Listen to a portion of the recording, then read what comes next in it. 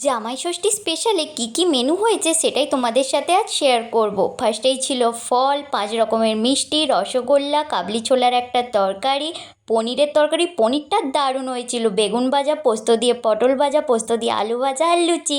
এবারে দুপুরে ছিল পোলাও, ভাত, আলু ভাজা, বেগুন ভাজা, পটল ভাজা, শাক ভাজা, ডাল, আলু পোস্ত, কাতলা কালিয়া, মশালা পমফ্রেট ফ্রাই, মিষ্টি, ফিরনি, ম্যাঙ্গো ফিরনি, ভাপা দই আমের, চিংড়ি মালাইকারি, পোনা মাছ ভাজা বা চারাপোনা আমি ঠিক জানি না, চিকেন মশালা, মাটন কষা, চাটনি, পাঁপড় ছিল দেখাতে ভুলে গিয়েছি।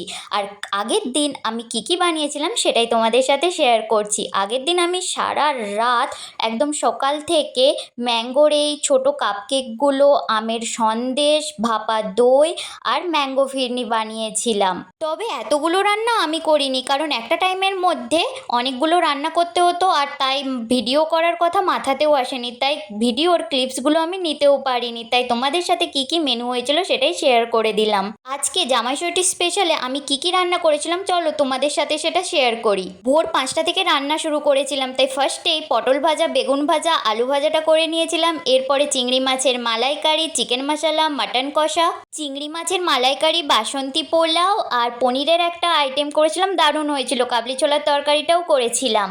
আর বাকি যে রেসিপিগুলো ছিল সেগুলো মা আর জেঠি ভাগাভাগি করে করেছিল। আর বাকি সবাইও অনেক হেল্প করেছিল, নাহলে এতগুলো রান্না একসাথে একটা টাইমের মধ্যে হওয়া পসিবলই ছিল না। তবে হ্যাঁ, যখন নিজের রান্না সবাই খেয়ে দারুণ বলে তখন একটা ভেতর থেকে আলাদাই ভালো লাগা জন্মায়। আমার রেসিপির ভিডিওগুলো তোমাদের ভালো লাগলে অবশ্যই একটা সাবস্ক্রাইব করে দিও। টাটা। তবে জেঠি আগে থেকে সব কিছু জোগাড় করে রেখেছিল বলে অনেকটা সুবিধে হয়েছে। আর হ্যাঁ, আমের কাপকেকের ভিডিও খুব জলদি আসছে।